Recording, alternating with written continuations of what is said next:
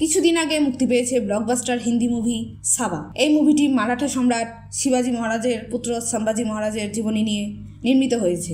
শেষ পর্যন্ত কি হয়েছিল মারাঠা সাম্রাজ্যের দ্বিতীয় অধিপতি সম্ভাজির, জানতে হলে পুরো ভিডিওটি দেখুন। আপনি দেখছেন মুভি এক্সপ্লেইনড ইউটিউব চ্যানেল সিনেবাট। সম্ভাজি মহারাজ মোগল সম্রাট আওরঙ্গজেবের সেনাদের একের পর এক পরাজিত করতে থাকেন, যার ফলে মোগল বাহিনীর সৈন্য সংখ্যা অর্ধেকে নেমে আসে। তার দুঃসাহসিক আক্রমণে আওরঙ্গজেবের ঘুম হারাম হয়ে যায়। মারাঠা সাম্রাজ্য যেমন ক্রমশ শক্তিশালী হচ্ছিল, তেমনি মোগল সাম্রাজ্য বড় ধরনের ধাক্কা খাচ্ছিল।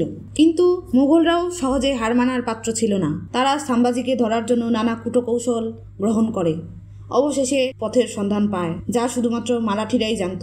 সম্ভাজি বিস্মিত হয়ে যান। এই পথ তো গোপন ছিল, তাহলে মুঘলরা কিভাবে এখানে এলো? শীঘ্রই তিনি জানতে পারেন তার আত্মীয় গানহাজি ও কানহাজি বিশ্বাসঘাতকতা করেছে।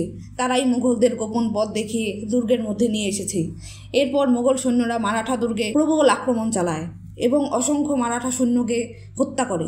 শুধুমাত্র সম্ভাজি তখনও বেঁচে ছিলেন, তবে তাকে ধরতে মুঘলদের শিকল ব্যবহার করতে হয়, কারণ একা সম্ভাজির সঙ্গে লড়াই করা এক বিশাল মুঘল বাহিনীর পক্ষেও সহজ ছিল না।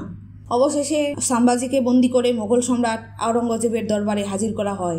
সেখানে তাকে নির্মম নির্যাতনের শিকার হতে হয়। তার নখ টেনে তুলে ফেলা হয়, ক্ষতস্থানে মরিচের গুঁড়া মেখে দেওয়া হয়, যার যন্ত্রণায় তিনি কাতর হয়ে পড়েন। অবশেষে তিনি মৃত্যুবরণ করেন। এই ছিল সাবা মুভির এক হৃদয় বিদারক অংশ।